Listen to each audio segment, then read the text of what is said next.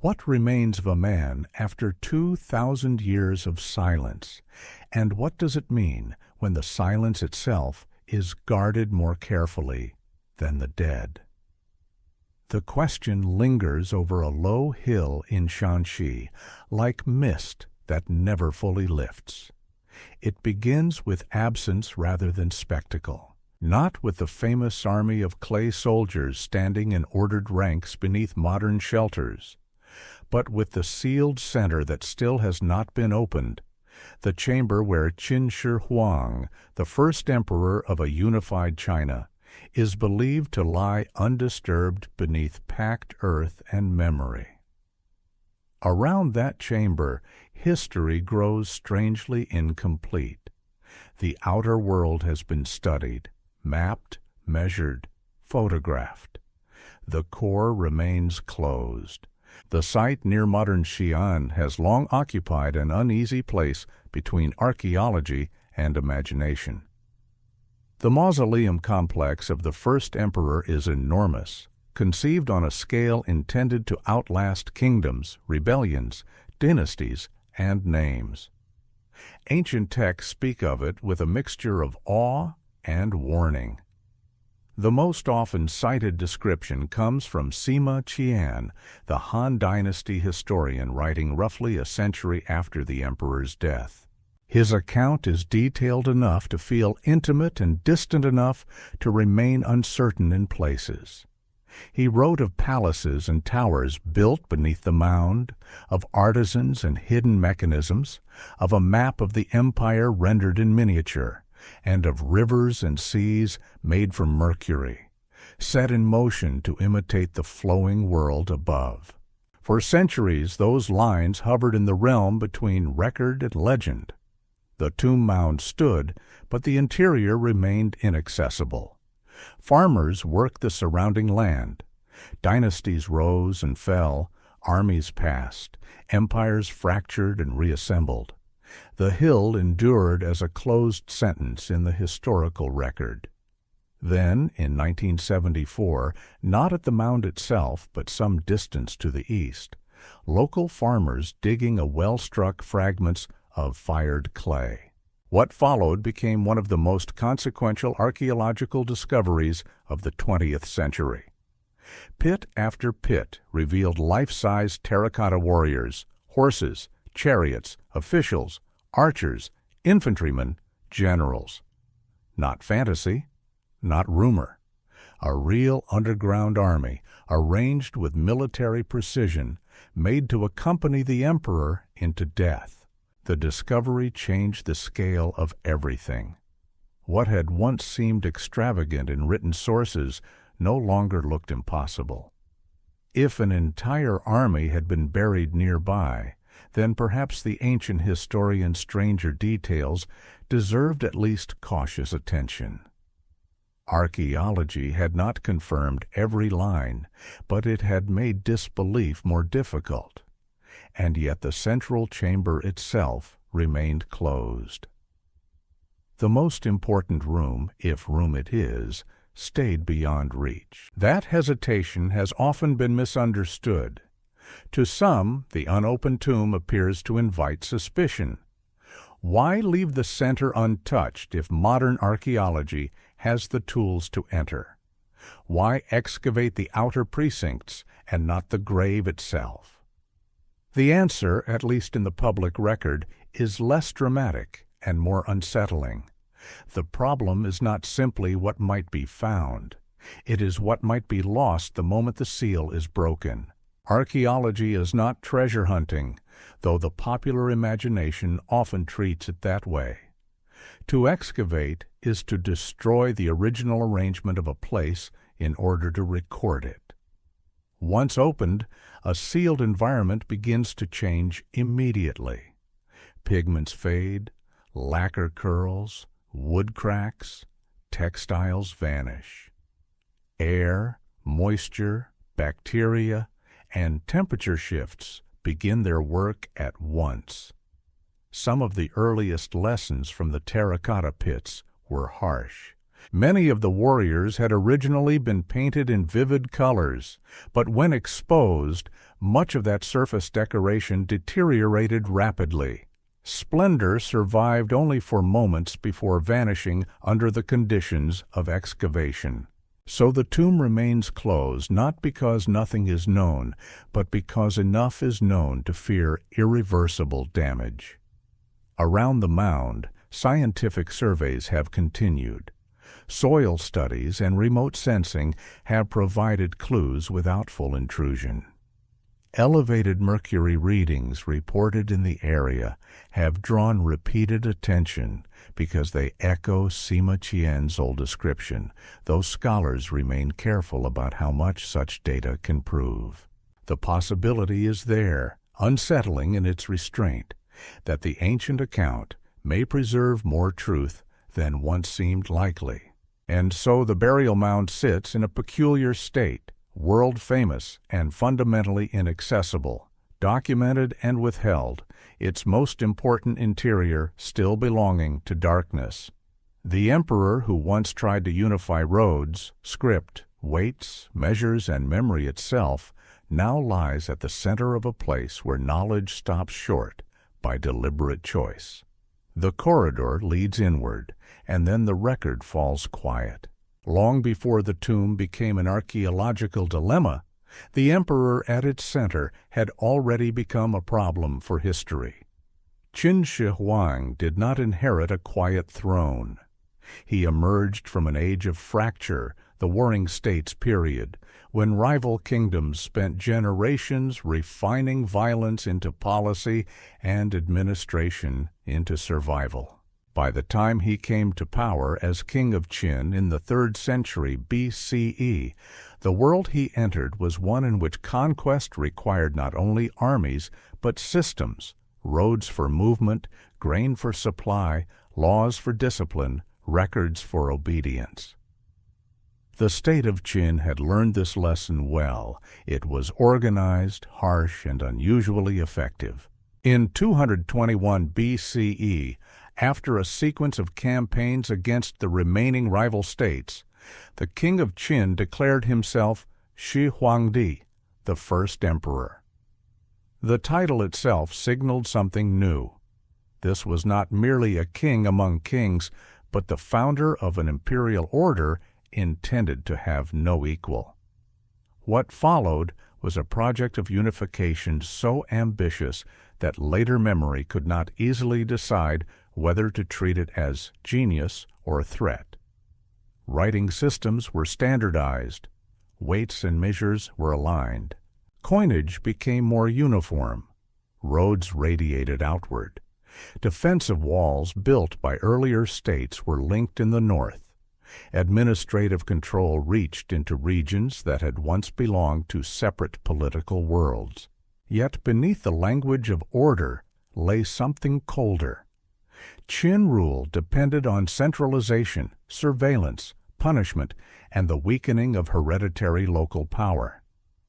Later, Confucian writers, hostile to Qin methods, remembered the regime through the lens of tyranny. Their accounts describe book burnings, the suppression of dissenting schools of thought, and brutal punishments. Some of these reports remain debated in detail, especially because many surviving narratives were written under the Han Dynasty that replaced Qin and had reasons of its own to define the First Empire as morally excessive. Even so, few scholars would deny that Qin government was severe. The emperor's need to control the realm appears to have extended beyond administration into the realm of memory itself. That instinct matters when considering the tomb. A ruler who sought to standardize the living world might also seek to control his afterlife with similar precision. The mausoleum complex appears not as an eccentric final gesture, but as an extension of the same political logic that shaped the empire above ground. It is not merely a grave, it is an enclosed version of rule. Ancient sources suggest that work on the mausoleum began early, perhaps soon after the young king first took the throne in Qin, long before unification was complete. Sima Qian writes that vast numbers of laborers were employed there. The figure he gives is enormous and has often been treated cautiously, as ancient historians sometimes used scale rhetorically. Yet the surviving site itself leaves little doubt that the project demanded extraordinary resources. The complex covers many square kilometers. It includes not only the burial mound, but an entire funerary landscape of pits, walls, passageways, workshops, animal burials, bronze chariots, acrobats, officials, and the Terracotta Army itself. This was not a monument meant to hold a body alone. It was meant to recreate a world. There is a haunting consistency in that choice. Qin Shi Huang spent his life defeating rival realms, reorganizing territory, and imposing coherence on diversity. In death, he seems to have required not a symbolic token of power, but a functioning subterranean domain. Archaeological work at the site has revealed evidence of careful planning and hierarchy. Different pits served different ceremonial or protective roles. Some contained soldiers. Others held entertainers or administrative figures. Bronze waterfowl and musicians have been found in separate areas, suggesting that the underground order extended beyond war into courtly representation. The dead emperor, if the interpretation is correct, was not to enter emptiness. He was to descend into a managed cosmos. This is where the contradiction sharpens. The ruler who tried to leave nothing unregulated in life now occupies the most carefully unregulated space in Chinese archaeology. The man who imposed visibility on his realm lies in a chamber that remains unseen. Even the texts that describe his burial speak with a mixture of confidence and distance, as if information was already becoming unstable soon after his death in 210 BCE. Rebellion began within months. The Qin dynasty itself collapsed with startling speed, and the imperial system it created survived only by passing into other hands. The tomb endured, but the state that built it did not. That collapse introduced another layer of uncertainty. If the dynasty fell so quickly, who continued to guard the burial? Who preserved its layout?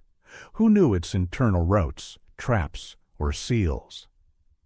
The record offers fragments, not continuity. Somewhere between the emperor's final procession and the later historian's reconstruction, knowledge thinned. Plans were lost, altered, hidden, or never widely shared. The chamber under the mound became not only physically sealed, but historically obscured, an architecture of power abandoned inside a rupture.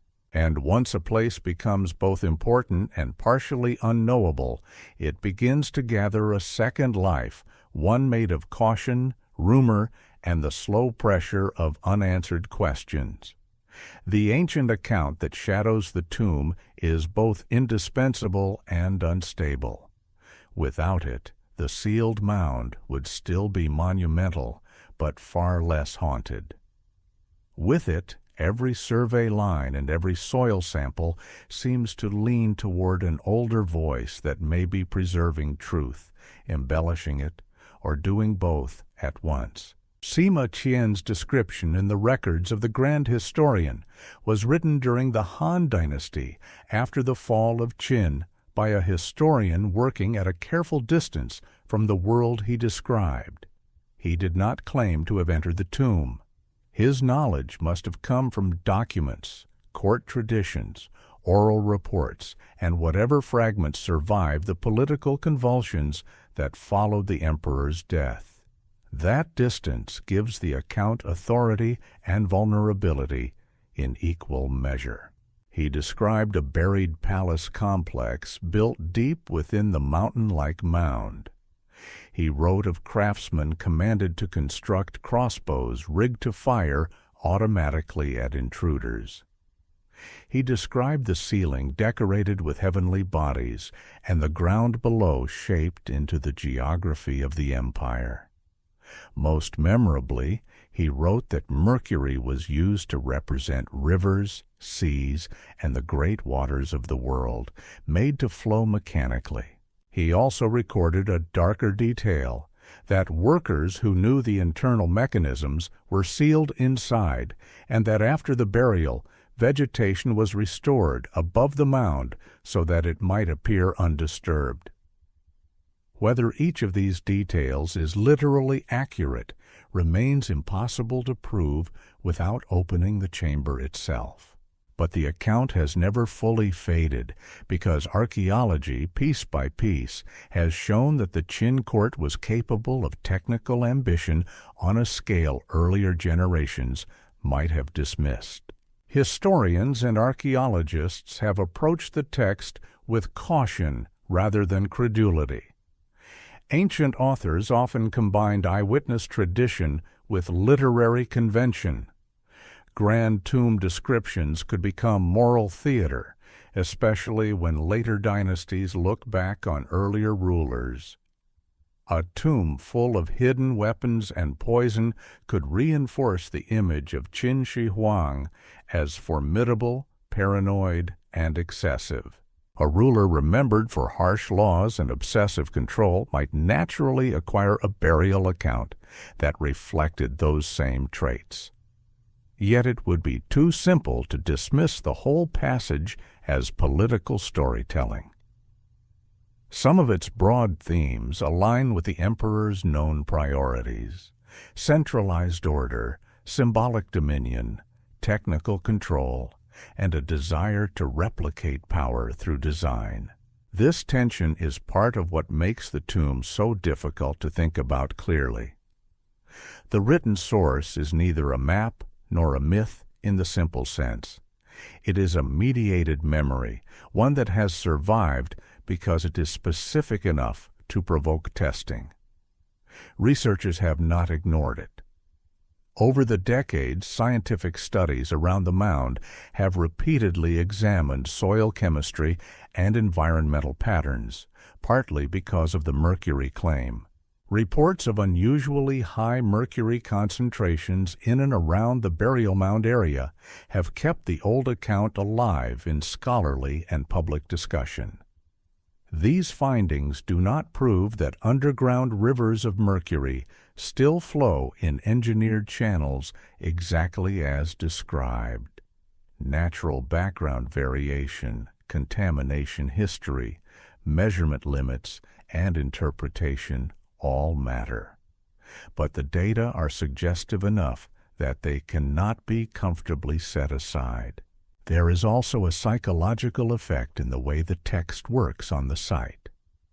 Once the idea of a miniature empire beneath the hill takes hold, the entire mausoleum complex begins to look less like an assemblage of isolated finds and more like a planned cosmology.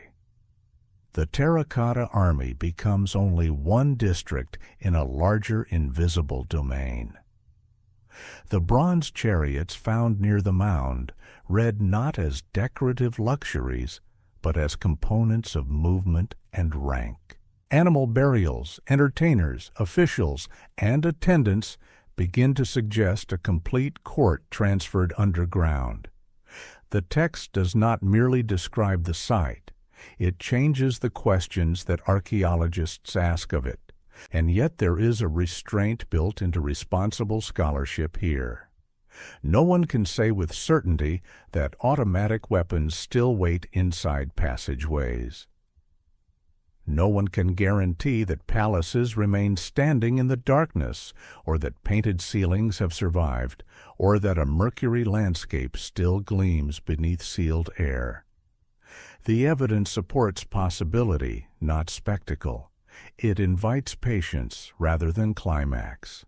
The paradox is almost cruel in its precision. The more plausible parts of the old account become, the stronger the argument for not rushing inside to test the rest. So the text remains where it has always been, between the known and the withheld, neither fully trusted nor safely ignored. It speaks across 2 millennia into a sealed chamber that no modern team has opened, and each year that passes without excavation gives it a strange, renewed power. It is not a door, only a voice near a door, and voices around closed places tend to grow louder when the hinges do not move. The landscape around the mound has yielded enough to make restraint difficult. Every decade seems to produce another fragment of the buried world, another indication that the mausoleum complex was conceived not as a single tomb, but as an empire translated into funerary form. What lies beneath the central hill cannot be seen directly, yet the surrounding discoveries press inward from all sides, narrowing the space in which pure speculation can hide. The invisible center grows heavier each time the outer precinct gives up another piece of its order. The most famous of these discoveries remain the terracotta warriors, first uncovered in the 1970s and now studied in multiple pits. They were not mass-produced in the simplistic sense once imagined by early observers.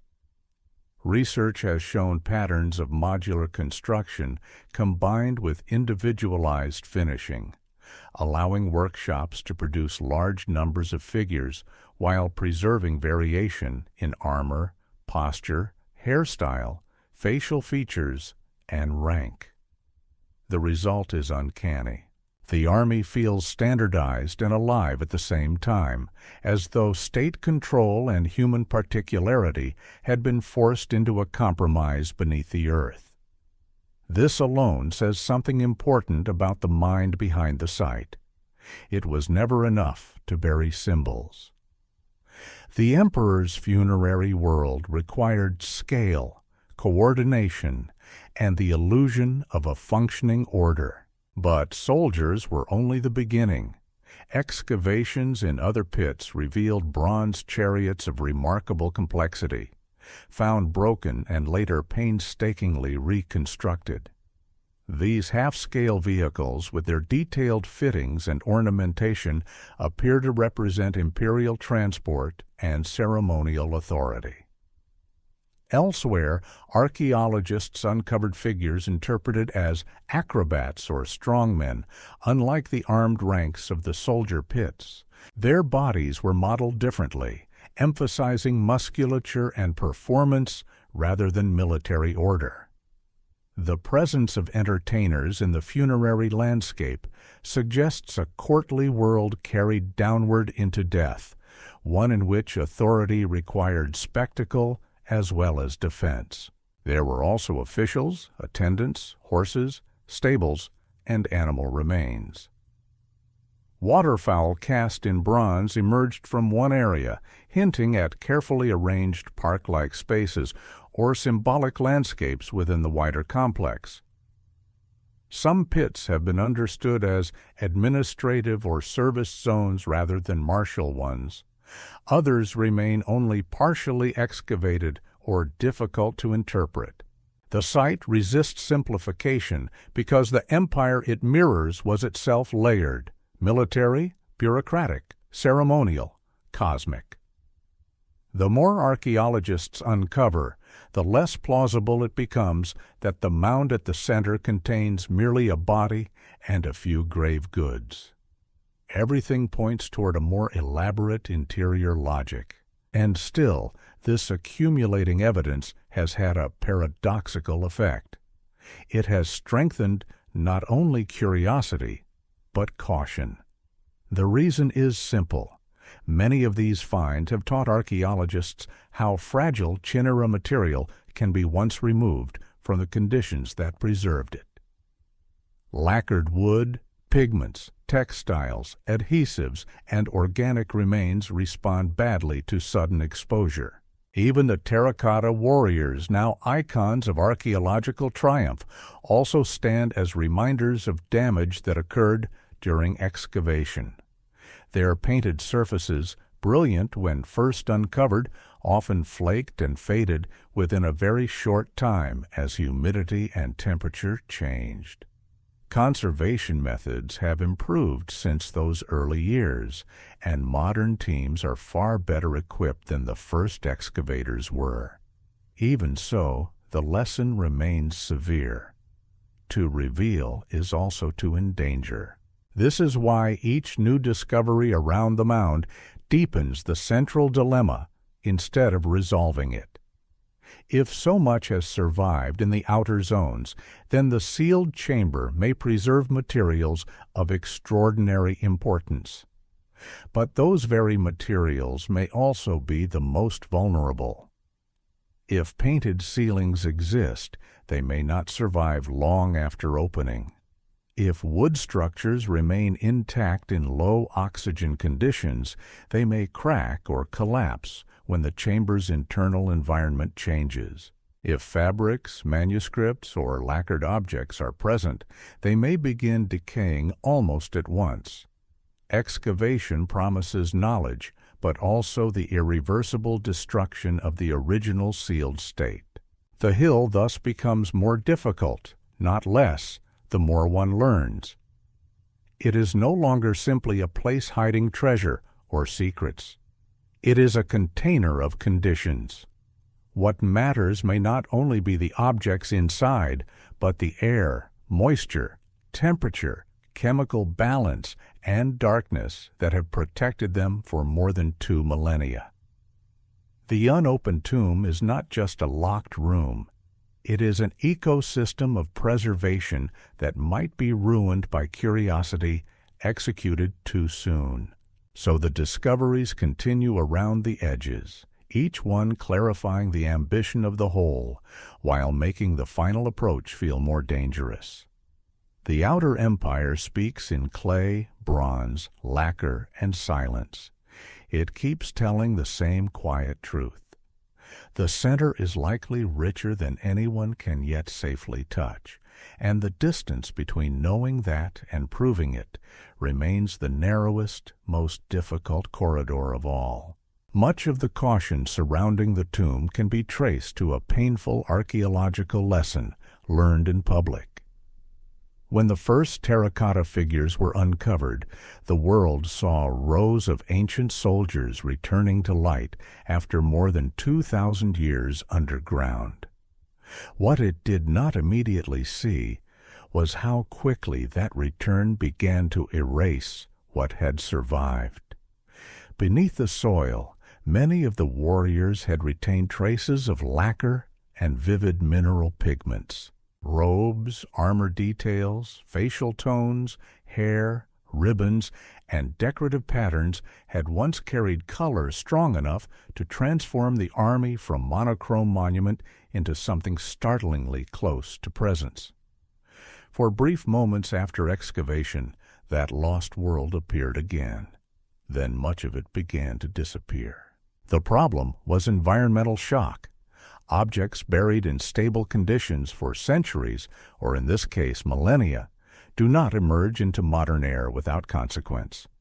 Moisture levels shift, oxygen enters, temperatures change, salts move, coatings contract, layers separate.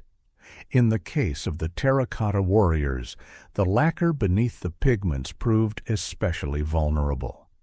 As soon as exposure began, surfaces could dry and curl rapidly, taking the paint with them.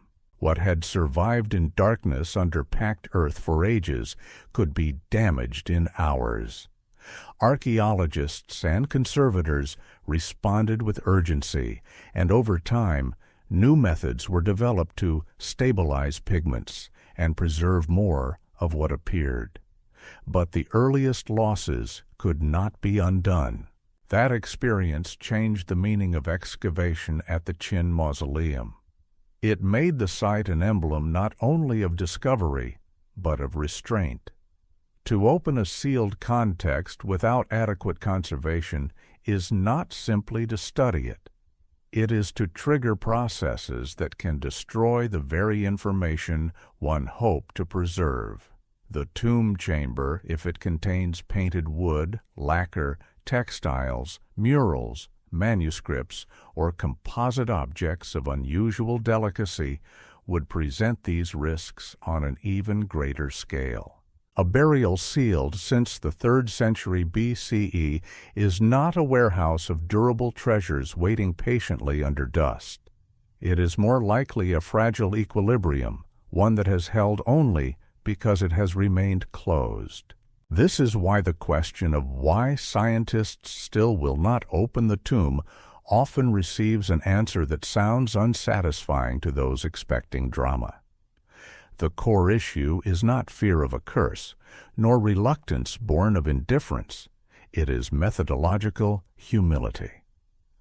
Archaeology has outgrown the older model in which entry itself counted as success. Today, especially at a site of global importance, success means being able to recover evidence without causing catastrophic loss. If current techniques cannot yet guarantee that, delay becomes not weakness, but discipline. The problem extends beyond visible artifacts. A sealed chamber may preserve microscopic evidence just as valuable as grand objects. Pollen, residue, wood species, textiles fibers, organic remains, pigments, even airborne particulates trapped for centuries. Once disturbed, these can be contaminated or altered. The arrangement of objects matters too. A coffin, if one survives, is not only an object, but a set of relationships, its position, its seals, the placement of nearby materials, the distribution of residues, the marks of tools, the direction of collapse, the condition of surrounding sediments. These details can answer questions about ritual, craft, chronology, and post-burial change, but only if excavation proceeds with extraordinary control. There is also the matter of scale. The central chamber of the first emperor is unlikely to be a modest cavity that can be opened, recorded, and closed again with minimal consequence. Ancient descriptions suggest a complex interior, and geophysical surveys imply substantial subsurface architecture. To breach such a space would require engineering, environmental management, and conservation planning at a level difficult to compare with more ordinary excavations. It is not just a hole in the ground. It is a sealed system embedded within one of the most symbolically charged archaeological landscapes on Earth. In this sense, the Terracotta Army became both revelation and warning. It proved that astonishing things truly lay beneath the soil. It also proved that revelation can wound what it reveals. Every flake of vanished pigment became an argument for patience. Every damaged surface became a quiet reminder that time underground had preserved what modern admiration could quickly destroy. The lesson was severe precisely because it unfolded in triumph. The world celebrated the discovery while conservation teams watched ancient color recede before them. So when the mound remains unopened, the decision is shaped not only by what might be inside, but by what has already happened outside. The unopened tomb is guarded in part by memory of loss. The earth above it holds not just secrecy, but a warning written in fading lacquer and collapsing color. A warning that the next threshold, once crossed, may not offer a second chance. If the losses in the terracotta pits taught archaeologists to fear exposure, the reports of mercury around the mound taught them to fear what else a sealed chamber might still contain. Of all the details in Sima Qian's account, none has exerted a stronger pull on modern imagination than the claim that the tomb enclosed rivers and seas of mercury arranged to imitate the landscape of the empire. For centuries, that image seemed almost too theatrical to survive serious scrutiny. It sounded like the kind of detail ancient historians used when they wanted power to feel unnatural, excessive, nearly cosmological. Then scientific surveys around the burial mound began to produce results that complicated disbelief. Over the years, researchers conducting soil analyses in the vicinity of the mound reported unusually elevated levels of mercury. These findings have often been repeated in public discussions of the tomb, sometimes too confidently. The measurements do not provide a transparent window into the chamber itself. They do not prove the exact layout described in ancient texts. Mercury can move through soil in complicated ways. Sampling methods, depth, distribution, environmental history, and interpretation all matter. But the results are difficult to dismiss entirely, especially because they echo a description written long before any modern instrument touched the site. The old text and the modern readings do not lock neatly into certainty, yet neither sit comfortably apart. That unsettled middle ground has consequences. Mercury is not just symbolically dramatic, it is toxic. If substantial quantities really are present beneath the mound, then excavation would pose not only conservation challenges, but environmental and safety ones as well. A sealed chamber containing mercury in liquid form, vapor form, or residue could present hazards to workers and to the preservation of nearby materials. It would demand careful atmospheric monitoring, containment strategies, and a level of preparation beyond the already formidable requirements of opening a royal tomb. In this sense, the mercury question is not a romantic curiosity. It is part of the practical case for delay. The symbolism of mercury in early imperial China adds another layer of unease. Qin Shi Huang is closely associated in historical memory with the pursuit of immortality. Ancient sources recount his interest in elixirs and techniques promising prolonged life, pursuits that later traditions often connect with mercury-bearing substances used in early alchemical practice. The historical details are complex, and later narratives may sharpen them for dramatic or moral effect, but the association remains powerful. If mercury truly plays a large role in the tomb's internal design, then the material would bind several strands of the emperor's legacy together at once. Technical ambition, cosmic representation, danger, and the desire to master death by giving it form. Yet the scholarly position remains careful. Some researchers interpret the mercury data as meaningful support for aspects of Sima Qian's account. Others emphasize the need for caution, noting that elevated readings alone cannot reconstruct architecture or confirm flowing channels. Public retellings often leap from data to spectacle, imagining underground lakes shining in darkness exactly as described. Responsible archaeology does not move that way. It accepts the possibility without rushing to make theater out of uncertainty. The mound remains closed partly because too much has been imagined about it already. There is something fitting, almost cruelly fitting, in the way mercury has come to define the modern mystery of the tomb. It is a substance that moves like water, but poisons what it touches, reflective and elusive, beautiful at a glance and dangerous in reality. It mirrors the site's deeper problem. The tomb promises knowledge, but direct contact may damage both evidence and investigators. What glimmers most strongly in the historical record may also be the thing that must be approached with the greatest restraint. And so the mercury lingers at the edge of every serious discussion.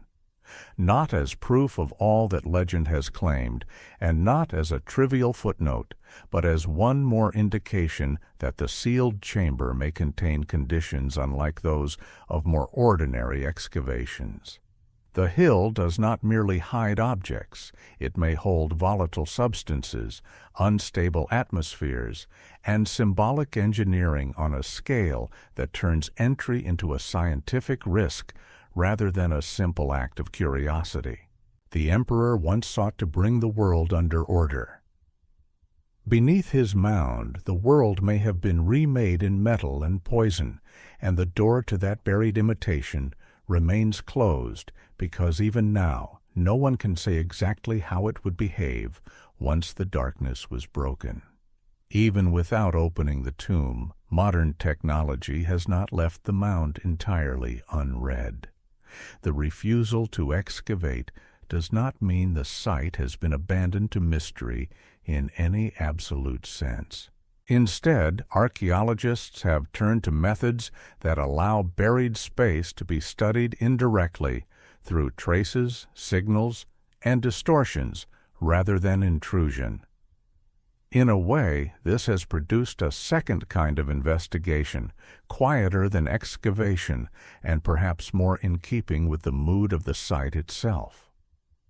The chamber remains closed, yet it is surrounded by instruments listening for architecture in the dark. Remote sensing and geophysical survey have played an important role in this work.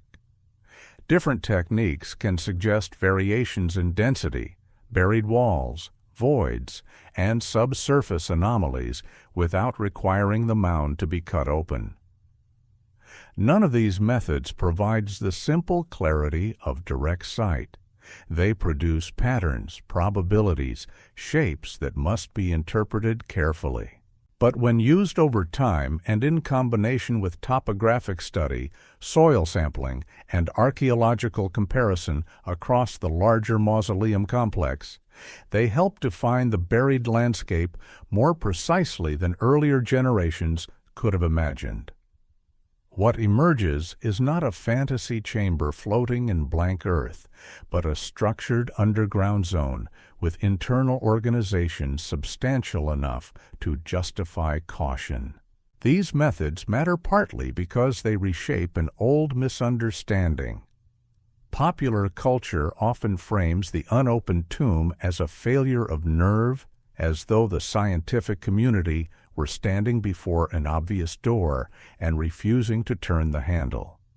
In reality, the door is not visible in that way. The burial mound is a massive earthen monument, and whatever lies at its center is embedded within layers of fill, architecture, and long-settled material conditions. Before any entry could occur, researchers would need to understand not only where the chamber is and how it is arranged, but how the overlying mass behaves, how access could be created without collapse, and how the internal environment could be stabilized the moment a pathway opened. Indirect study is not hesitation before action. It is part of what action would require. There is also a philosophical shift hidden in this approach.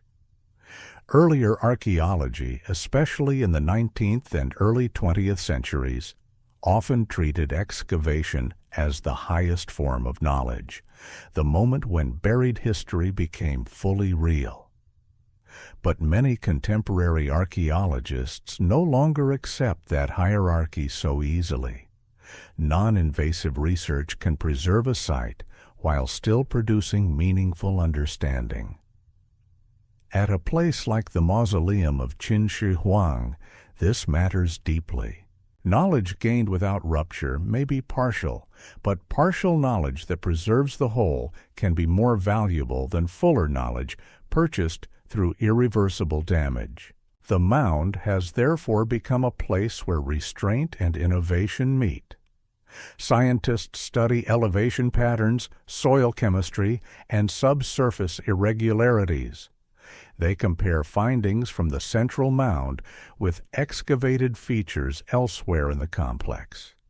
They reconstruct workshop practices from the Terracotta Army and burial pits around it.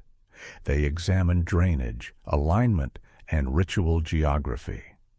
Each of these lines of inquiry contributes something. None provides the complete answer that an open chamber might offer, but together they produce a picture of remarkable complexity. A burial landscape planned at imperial scale with a central core still shielded by earth and time. Yet there is an irony here. The more refined the technology becomes, the more vividly the absence at the center is defined. Instruments can suggest structure, but not reveal surface color. They can map density, but not read a text if one lies folded in darkness. They can identify anomalies, but not tell whether lacquer still gleams on wood, whether a coffin survives, whether the ceiling bears painted constellations, or whether the ancient account of a subterranean empire was literal in ways no one has yet dared to test. Science reaches inward and still stops short. This is one reason the tomb continues to exert such force over both specialists and the public. It exists at the edge of a technological threshold. It is not wholly unknown, but not truly known either.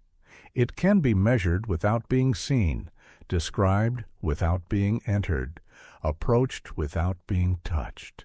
That unstable condition gives the site its peculiar gravity. The emperor's burial chamber has become a place where knowledge advances by circling rather than crossing, by inference rather than exposure. And every improvement in method, every new scan or survey, only sharpens the same old fact. The hill is no longer silent in the crude sense. It answers in outlines, gradients, chemical traces, and buried resistance. But its deepest interior still withholds the one thing that would transform all outlines into certainty. The instruments return their signals, the maps grow finer, and at the center of each refined image, the darkness remains intact. There is another reason the tomb has not been opened, one less technical than conservation and less dramatic than mercury, but no less powerful. It concerns not only what a burial chamber contains, but what a burial chamber is. The mausoleum of Qin Shi Huang is not simply an archaeological resource in the abstract. It is also a royal grave, a site embedded in questions of cultural inheritance, national symbolism, and the ethics of disturbing the dead. Modern archaeology often speaks the language of data, preservation, and method, yet beneath those terms lies an older unease. When does curiosity become violation? That question is not unique to China, though it takes on particular weight there. Across the world, debates over tomb excavation have forced scholars and the public alike to confront the tension between knowledge and reverence. Some burials have been opened in the name of science and later regretted. Others have transformed understanding so profoundly that few would argue they should have remained untouched. There is no universal rule that settles the matter. Each site carries its own historical, political, and ethical conditions. In the case of the first emperor, those conditions are unusually charged. Qin Shi Huang occupies a foundational place in the historical imagination of the Chinese state. Even where his rule is remembered as severe, his role in unification and imperial formation remains immense. His tomb is not a forgotten local grave rediscovered in obscurity. It is the burial place of a ruler whose shadow still falls across the story of China itself.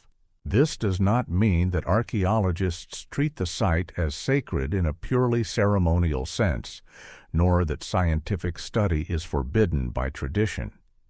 Extensive work has already been done across the mausoleum complex. but the central chamber seems to occupy a different category in public feeling. To break into the grave of the first emperor would not be perceived merely as the opening of a sealed context. It would be a national act interpreted through memory, politics, education, and identity. The scale of its symbolic consequences helps explain why caution has persisted even when international curiosity has grown louder. There is also the matter of precedent. Once a tomb of this importance is opened, the act cannot be reversed. The chamber ceases forever to be a sealed imperial burial and becomes an excavated site, conserved remains, museum holdings, scientific records, and reconstructed narratives. Some would say that is precisely the point. Others would answer that there is value in leaving certain thresholds uncrossed until the reasons are stronger and the methods gentler. The argument is not anti-knowledge. It is about timing, legitimacy, and the burden of irreversibility. Chinese archaeology in the modern era has often emphasized preservation first, especially in cases where excavation would exceed current conservation capacity. This principle appears repeatedly in discussions of major sites, and the tomb of Qin Shi Huang is its most famous test.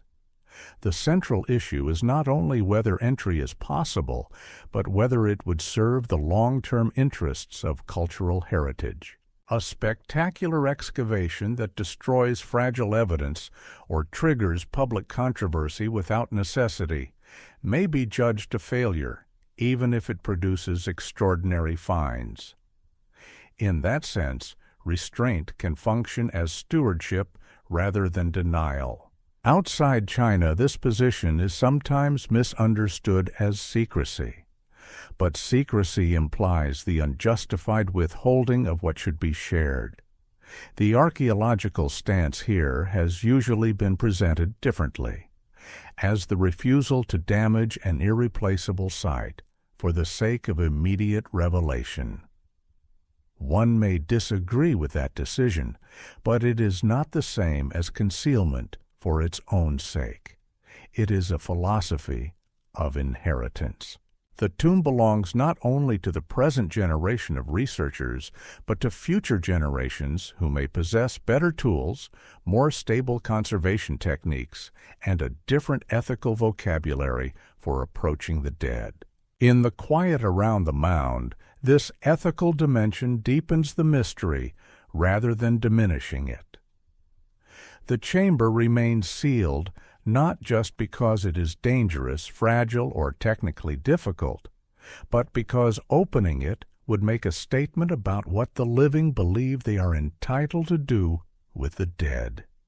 The emperor himself built on a scale meant to dominate time, yet even his command has ended in a kind of negotiation. Above him stand archaeologists, officials, conservators, and citizens, each inheriting a grave they did not create and a decision they cannot make lightly. So the earth remains closed over him, not in simple fear and not in simple reverence, but in a difficult modern balance between inquiry and restraint. The tomb is a historical problem, a scientific challenge, and an ethical threshold at once. To cross it would mean more than entering a chamber. It would mean deciding that the need to know has finally become greater than the duty to leave at least one emperor in darkness. The longer the tomb remains closed, the more the past around it must be reconstructed from damage, interruption, and what violence failed to finish. Qin Shi Huang was buried in 210 BCE at the height of a dynasty that already carried the strain of its own speed. Within a year, rebellion had begun. Within a few years, the Qin state collapsed. The empire did not vanish, but the house that created it did, leaving the mausoleum exposed to the same instability that consumed palaces, roads, armies, and official memory. A sealed chamber may seem timeless from the outside, yet the world around it was anything but stable. Ancient sources preserve a troubling suggestion that the tomb complex may have faced plunder or fire in the chaos following the fall of Qin. Later accounts associate the rebel leader Xiang Yu with the sacking of the mausoleum region, and some traditions claim that the burial precinct was burned.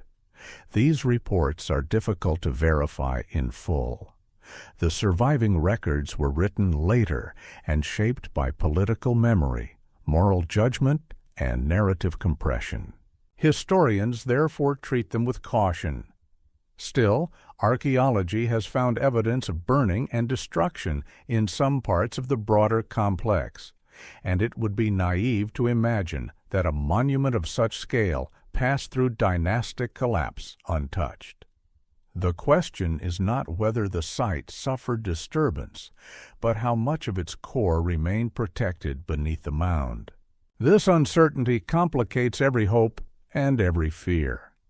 If looters or rebels reached outer structures, what did they damage?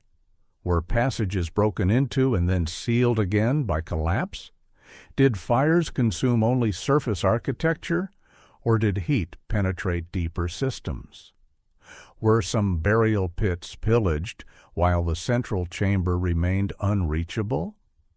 The record does not answer with clean lines.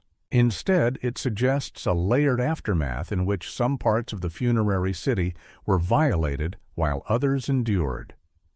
The terracotta pits themselves show signs of ancient burning, roof collapse, and looting.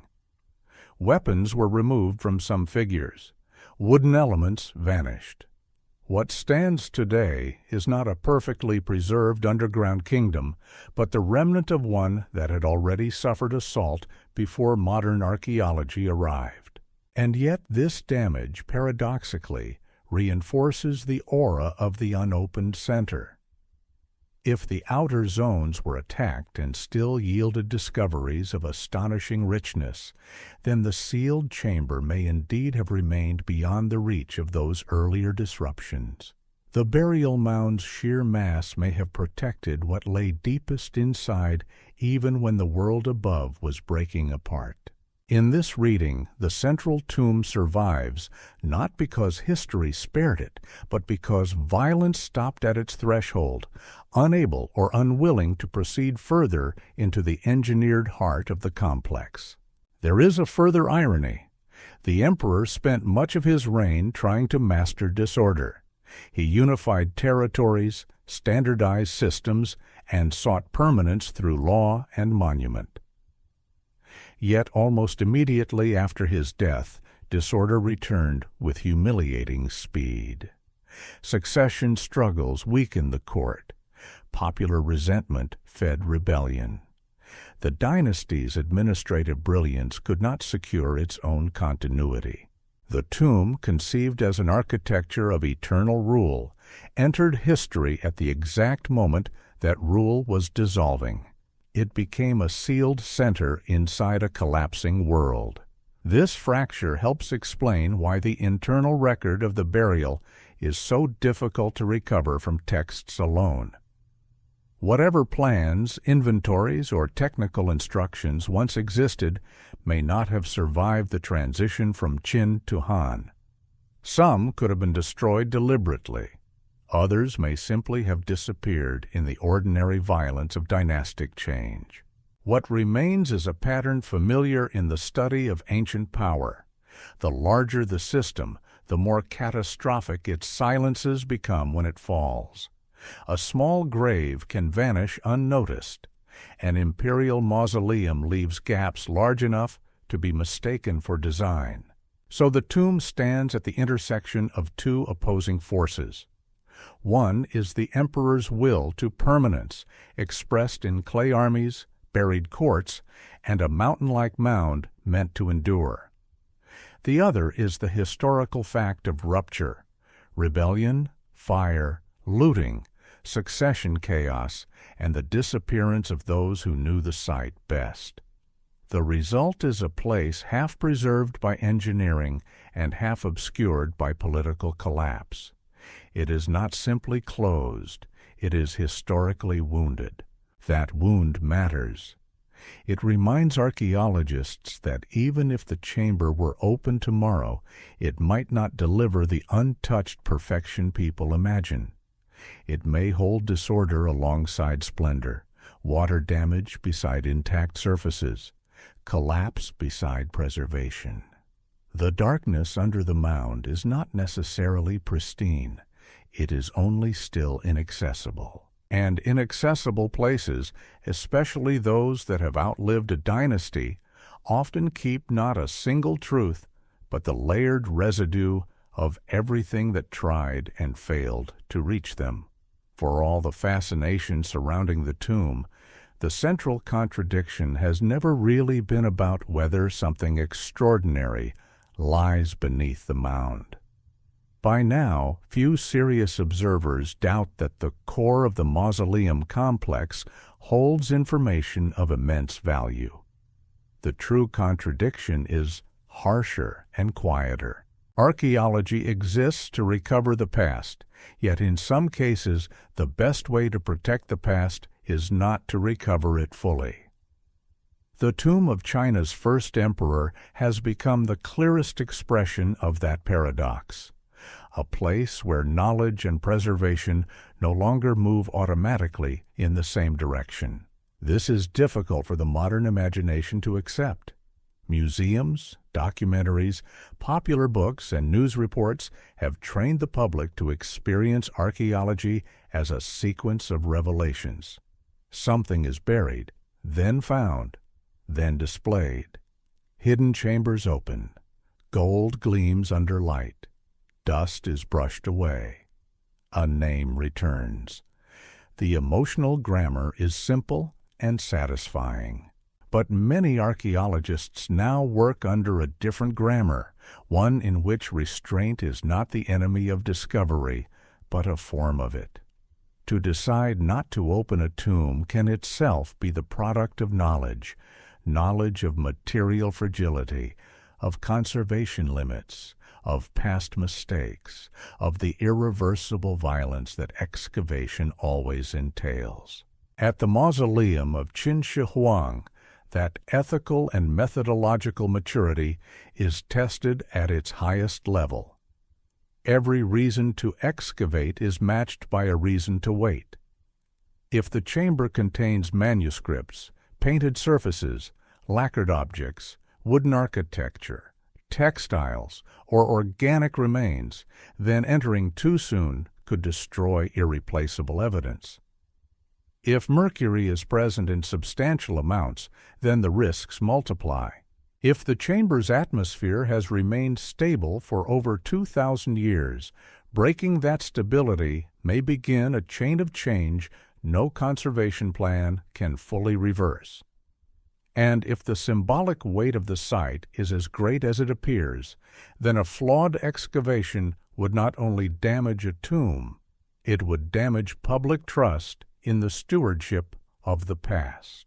This tension has forced archaeology into a more reflective posture. Instead of asking only, "What is there?"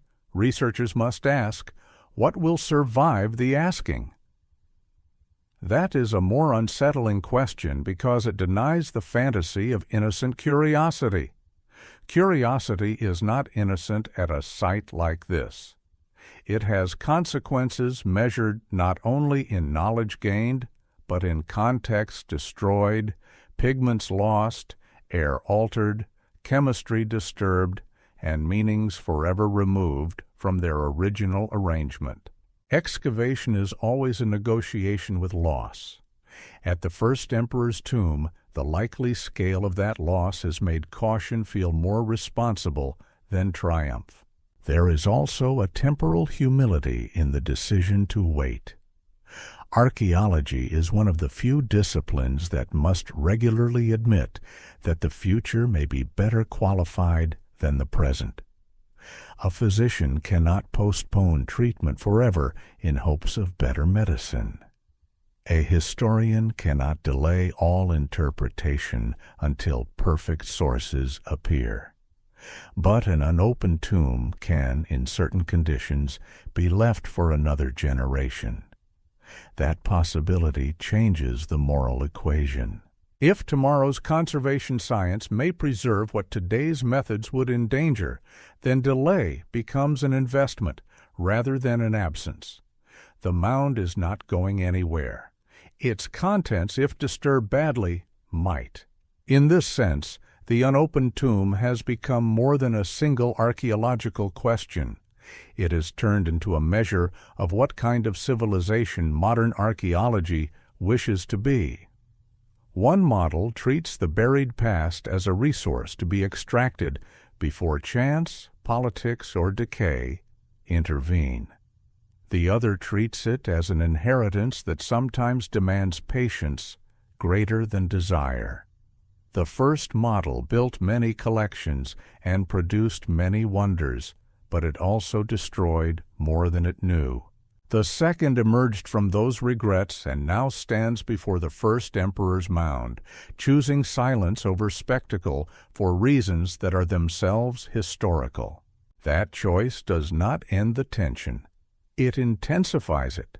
Each new scan, each new report of a surrounding find, each passing decade of improved technology reopens the question in another form. The argument is never settled because the tomb continues to exist, intact and inaccessible, refusing closure. The earth above it becomes a kind of moral surface on which the present writes its values.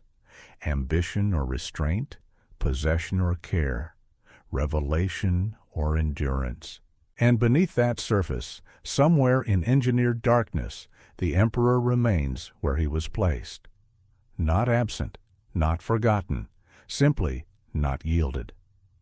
The sealed chamber continues to force a strange modern confession, that sometimes the deepest respect science can show the past is to stand at the threshold, record what it can, and leave the door unopened a little longer. The longer the chamber stays closed, the more power shifts from excavation to imagination. That transfer is dangerous because imagination rarely remains modest when confronted with a sealed imperial tomb. It expands to fill every darkened corridor. It paints hidden palaces in impossible detail. It sharpens traps, deepens shafts, multiplies treasures, and turns caution into rumor. Around the tomb of the first emperor, this has happened for generations. Some of it began in ancient writing. Much of it has been amplified by modern media. The result is a strange fog around the site, one that serious archaeology must constantly work to thin without pretending the mystery is smaller than it is. Popular treatments often lean toward extremes. On one side is spectacle, the tomb as a buried wonder house waiting to astonish the world, a chamber of mechanical weapons, shining rivers, and untouched imperial wealth. On the other side is suspicion, the claim that the tomb is withheld because someone already knows more than the public is allowed to know. Both responses misunderstand the nature of the problem. Spectacle mistakes possibility for certainty. Suspicion mistakes caution for concealment. Neither does justice to the actual difficulty of preserving a site whose importance is precisely what makes intrusion so risky. This tension has shaped the language used around the tomb. The phrase that scientists won't open, it sounds simple, almost defiant, but it conceals the more precise truth that the site has not yet been opened because current methods, ethics, and conservation priorities do not justify doing so. That distinction matters. A refusal built on evidence is not the same as a refusal built on fear, yet public fascination does not always reward precision. It prefers clean motives and dramatic absences. And so the tomb continues to attract explanations that say more about modern hunger for revelation than about the archaeology itself. There is, however, a quieter reason imagination gathers so forcefully here. The mausoleum sits at the crossing point of several themes that already feel almost mythic before the first spade touches soil. The first emperor, unification through violence, immortality, standardized rule, buried armies, lost records, possible mercury, a sealed central chamber. Each element alone would be enough to stir narrative. Combined, they create a sight that seems made for projection. Even sober minds feel the pull. A chamber untouched since the 3rd century BCE invites not only questions, but scenes. One begins to picture dim lacquer, bronze fittings, sealed doors, painted constellations, a coffin at the center of a constructed universe. The pictures arrive before the evidence. This is why disciplined uncertainty becomes so important. Not because mystery should be drained away, but because an honest mystery is more difficult and more interesting than a theatrical one. It is possible that the chamber preserves materials of astonishing richness. It is also possible that time, groundwater, ancient disturbance, structural collapse, or chemical damage have altered it severely. It may contain intact symbolism and ruined surfaces side by side. It may confirm some ancient descriptions and empty others of literal force. The truth, if it comes, will likely be more complex and less obedient than the stories built around it now. Archaeologists understand this better than most because they work constantly with the gap between expectation and find. Buried places do not reveal themselves according to narrative need. They reveal themselves according to physics, chemistry, preservation, and accident. A sealed chamber may contain wonder, but wonder in archaeology is often mixed with damage, partial survival, and interpretive difficulty. The emperor's tomb would almost certainly be no exception. Its greatness lies not in the guarantee of perfection, but in the sheer density of unanswered material possibility. So the decision to wait protects the chamber from more than tools. It protects it to some extent from the pressure of fantasy. Each year of non-excavation frustrates sensational certainty. It forces the site back into the slower vocabulary of evidence, planning, and doubt. That does not make the mystery smaller. It makes it cleaner. The mound remains extraordinary without needing to become a stage set for modern desires. And yet imagination does not leave. It circles the hill as patiently as science does, filling the silence with forms that may never have existed and fears that may never be justified. The tomb continues to resist both intrusion and simplification. It remains a place where the known is impressive, the unknown is disciplined by caution, and the distance between them is haunted not by secrets alone, but by the images people create when history closes a door and leaves no window. There is a temptation to think of the unopened chamber as an isolated decision suspended in the present, as though archaeologists simply stand before a sealed mound, repeating the same choice year after year. In reality, the choice belongs to a much longer history of excavation itself, a history filled with brilliance, impatience, and regret. The tomb of Qin Shi Huang is shadowed not only by ancient dynastic collapse, but by the memory of what archaeology has done elsewhere when it moved faster than its own ability to preserve. Many of the great discoveries of the modern era were also acts of irreversible loss. Tombs were opened before conservation science had matured. Murals faded once air entered. Organic materials shrank, cracked, or turned to powder. Notes were incomplete. Stratigraphy was misunderstood. Objects were removed from their contexts with more enthusiasm than care. Even when intentions were honorable, methods often lagged behind the fragility of what was being exposed. In some cases, the world learned astonishing things. In others, the most valuable evidence vanished almost at once, leaving only descriptions, photographs of declining surfaces, and the bitter knowledge that discovery had arrived too abruptly. That memory now lives inside archaeological institutions. It shapes how major sites are discussed, funded, and approached. It encourages a discipline that is less theatrical than its public image, more willing to accept incompleteness if completeness would come at the price of destruction.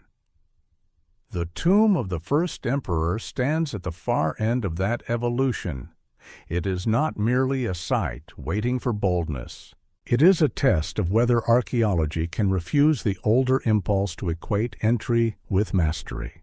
This historical self-awareness helps explain why modern arguments for opening the tomb rarely succeed on impatience alone. It is not enough to say that the chamber has waited long enough, or that technology is now impressive, or that the world is curious. Archaeologists have heard versions of that argument before at other sites, sometimes just before pigments lifted from plaster, wooden coffins collapsed, or sealed atmospheres were lost forever. Time underground is not empty delay. It is often the very reason objects survive. The chamber has not merely been hidden for 2,000 years. It has been preserved by being hidden. There is also a subtler lesson in archaeology's own past.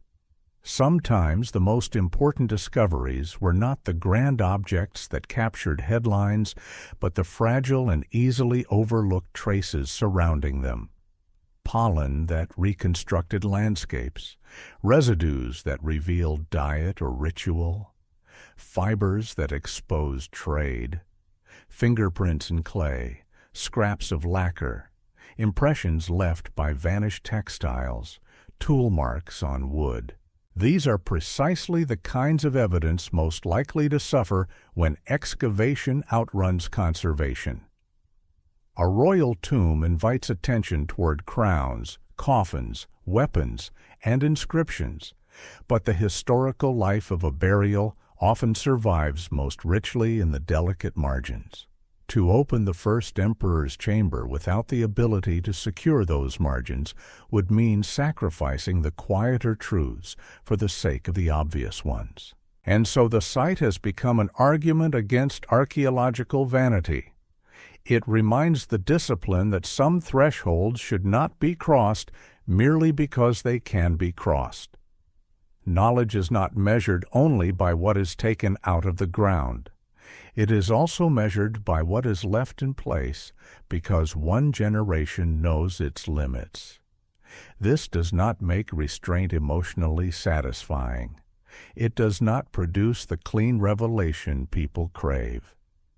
But it may be the more mature form of historical care.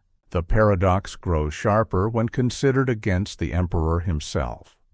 Qin Shi Huang ruled through centralization, urgency, and the refusal to let disorder remain unresolved. His state accelerated decisions. It imposed standards. It moved aggressively against ambiguity. Yet the grave built to protect his authority is now governed by the opposite ethic. Delay, hesitation, respect for uncertainty, willingness to leave a question unanswered. It is as if the mausoleum has reversed the logic of the man inside it. The ruler who once insisted on immediate control has become the reason posterity practices patience. That reversal gives the site a strange moral beauty. It is not beautiful because it hides treasure, but because it forces a civilization that admires knowledge to confront the cost of taking it too quickly. The mound teaches through refusal. It stands as a reminder that there are forms of power the present no longer wishes to imitate, even when studying them. The emperor wanted permanence through command. The archaeologists above him seek preservation through restraint. And every year the chamber remains sealed, the lesson deepens. The earth holds not only the dead, but the memory of a disciplined learning, slowly and imperfectly, to be less destructive than its own past. The hill remains quiet. But inside that quiet is an argument older excavations never fully knew how to make. That sometimes the most honorable way to approach a buried world is to admit that opening it is not the same as understanding it.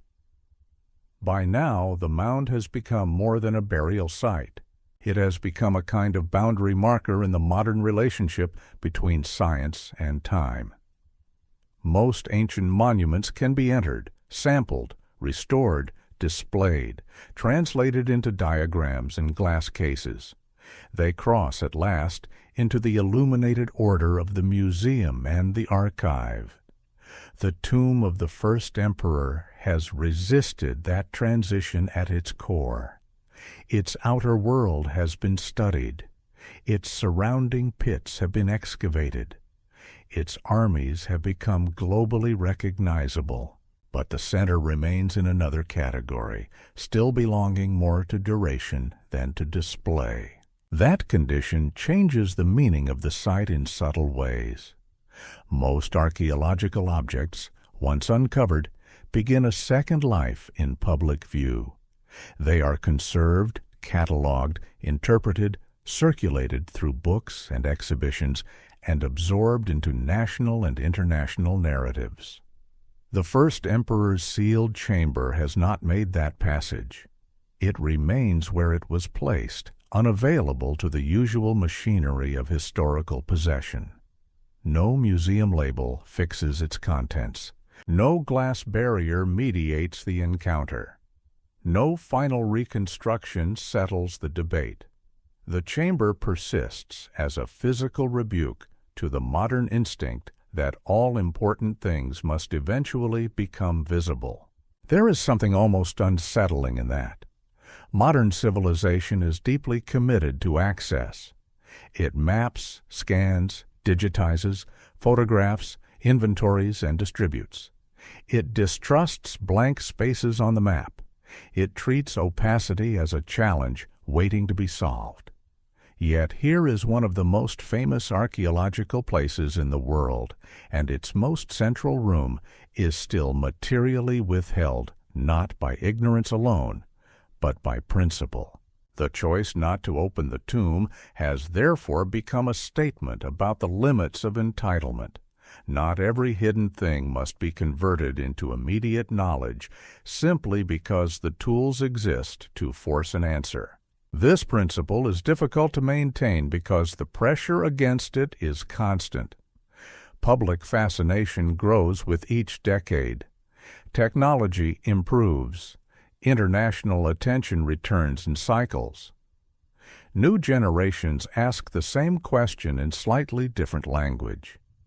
If the chamber may hold manuscripts, painted surfaces, rare artifacts, or confirmations of ancient texts, how long can it remain closed? But the counter-question is more demanding. What exactly would justify ending 2,000 years of sealed preservation? Curiosity alone is not enough. Prestige is not enough. Even historical importance is not enough if the act of opening would destroy part of what makes the chamber historically important. The mound therefore occupies a rare ethical position. It asks whether the past can retain a form of independence from the present. Archaeology usually begins from the assumption that buried remains are available to investigation under the right conditions. At Qin Shi Huang's tomb, that assumption is slowed by another possibility, that some remains are best served by delayed approach, perhaps for decades, perhaps longer. This does not place the site beyond science. It places science under obligation. The chamber can be studied further only when study no longer means unacceptable loss. In this sense, the tomb is not simply closed. It is waiting against a horizon of technique that has not yet fully arrived. That future orientation gives the site an unusual temporal depth. The emperor was buried with expectations of eternity shaped by his own age. The archaeologists above him defer action in the name of futures he could never have imagined. Advanced conservation chemistry, more sensitive environmental controls, better remote imaging, perhaps methods not yet invented. The tomb thus joins 3 times at once. It was built by ancient power, preserved through historical accident, and withheld for technologies of a world still to come. The effect is almost paradoxical enough to feel symbolic. Qin Shi Huang sought permanence through conquest, standardization, and the architecture of command. Yet the deepest preservation of his burial has depended not on command, but on postponement. It survives because others have refused to hurry. The emperor who tried to master time now remains protected by people willing to let time continue. And still the hill rises quietly over the plain, carrying all these contradictions without resolving them. Beneath it may lie imperial splendor, ruin, poison, paint, silence, or some severe mixture of all 5. Above it stand museums, laboratories, roads, visitors, textbooks, and a modern nation that knows the chamber is there, and chooses for now not to force it open. That choice leaves a rare thing intact in the contemporary world, not just a tomb, but a limit. And limits, once recognized, have a way of revealing what kind of civilization has paused before them. In the end, the question is not really whether the tomb can be opened. Almost every barrier created by stone, earth, wood, or metal can eventually be breached by a determined modern state. Engineers can tunnel, conservators can prepare chambers, sensors can measure air. Laboratories can wait nearby for the first fragile samples. The modern world is not powerless before a mound of packed earth.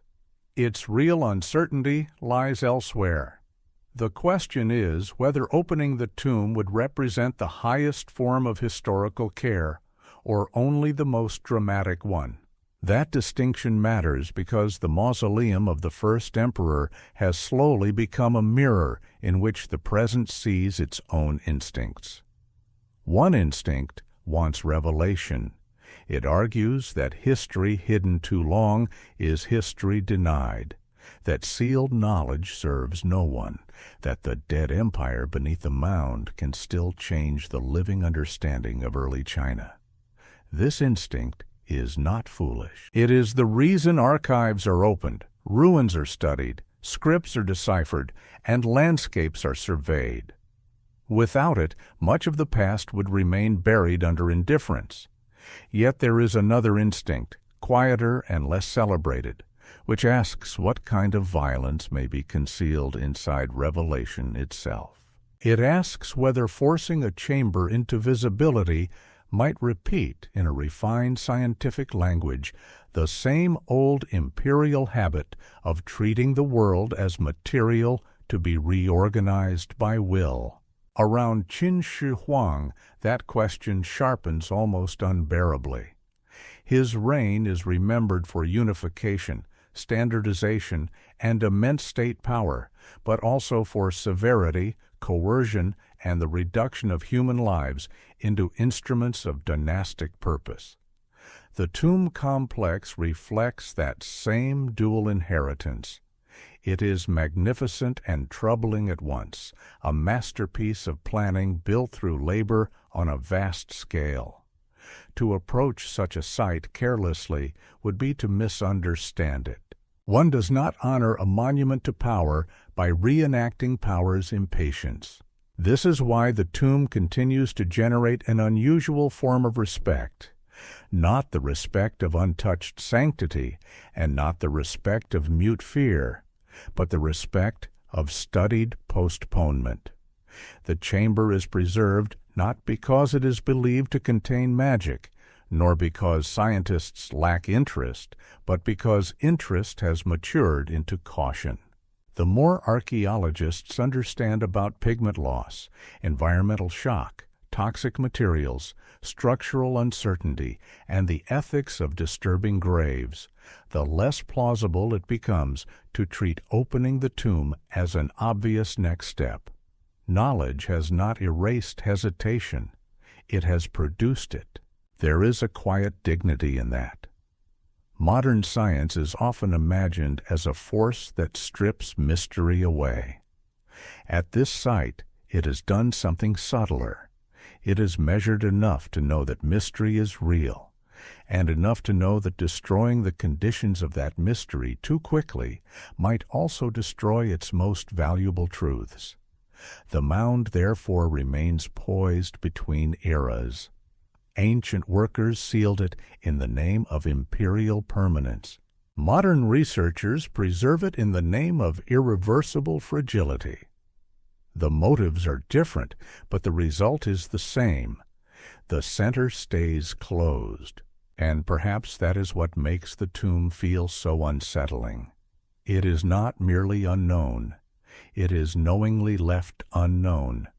The darkness beneath the mound is no longer a simple absence waiting to be corrected. It has become an active decision, renewed each time the question returns and the answer remains no. Not yet. That answer carries frustration, but also a rare kind of discipline. In a world trained to extract, expose, and circulate everything of value, the tomb of the first emperor remains valuable partly because it has not been consumed by that process. So the hill continues to keep its interior. Visitors move across the landscape. Scholars publish, revise, dispute, and measure. Instruments improve. The Terracotta Army stands in its excavated vastness nearby, half revelation and half warning. And at the center of all this, beneath earth, packed in another age for another idea of eternity, a chamber still waits in engineered dark, not untouched by history, but untouched by us. Not beyond knowledge forever, perhaps, but beyond the present's claim to immediate possession. The emperor who tried to command the world now lies inside a silence stronger than command, and the silence endures because for once restraint has proven more powerful than the desire to break the seal. What lies beneath the mound may one day be seen. The chamber may open under conditions gentle enough to preserve what earlier generations could only have endangered. Instruments not yet invented may enter before hands do. Air may be managed, surfaces stabilized, fragile traces held in place long enough for meaning to emerge without collapse. It is possible. Nothing in the earth remains beyond time forever. Even sealed places eventually pass into other forms of knowing. But for now the tomb remains what it has long been, a center withheld, a fact surrounded by inference, an emperor enclosed not only by architecture, but by the limits of modern patience. That patience is not empty. It has already changed the meaning of the site. The tomb is no longer merely a relic of ancient power. It has become a measure of how the living choose to confront what survives them. There are, after all, many ways to defeat silence. One can cut into it, flood it with light, separate its contents, assign numbers, labels, dates, and museum cases. That is one form of victory, and sometimes it is necessary. But there is another way of meeting silence, one less triumphant and perhaps more difficult: to stand before it, learn from its edges, and refuse to destroy the conditions that made it legible in the first place. The first emperor might not have understood such restraint. His life was spent mastering distance, compelling uniformity, forcing roads through mountains, and policy through resistance. He lived in the conviction that the world should yield to design.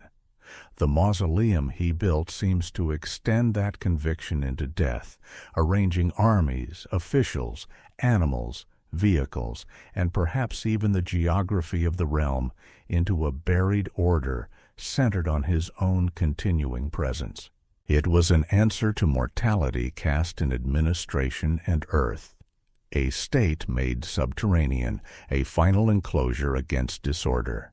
And yet the greatest irony of all may be that his deepest protection now comes from an ethic opposite to his own.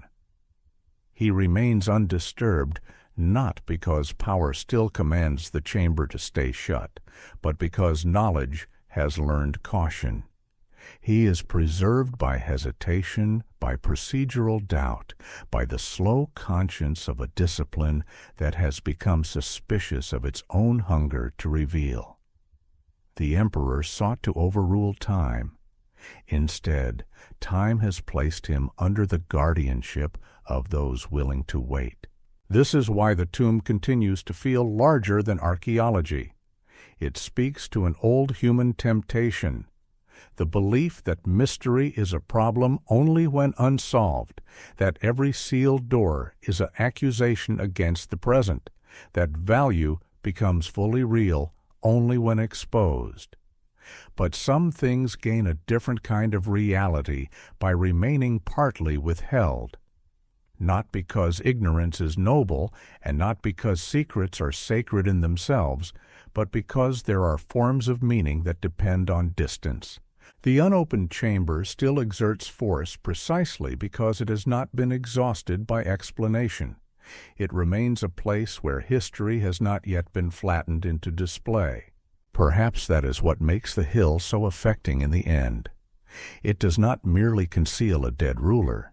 It preserves a relationship between knowledge and restraint that modern life rarely allows. Around it stand roads, shelters, laboratories, cameras, institutions, and millions of eyes trained by the age of access. Beneath it remains a darkness older than all of them, a darkness not absolute, but chosen, maintained, and argued for. The choice may change one day. The seal may break. The chamber may yield its painted ceilings, its ruins, its poisons, its absences, its confirmations, its disappointments. But until then, the tomb holds open a rare possibility, that history can still ask for reverence without demanding belief, and for patience without promising reward. So the mound rises quietly where it has risen all along, holding inside it not only an emperor and whatever survives around him, but a lesson the world seems always in danger of forgetting. Not everything lost must be seized at once to be honored. Not every silence is meant to be conquered the moment it is heard.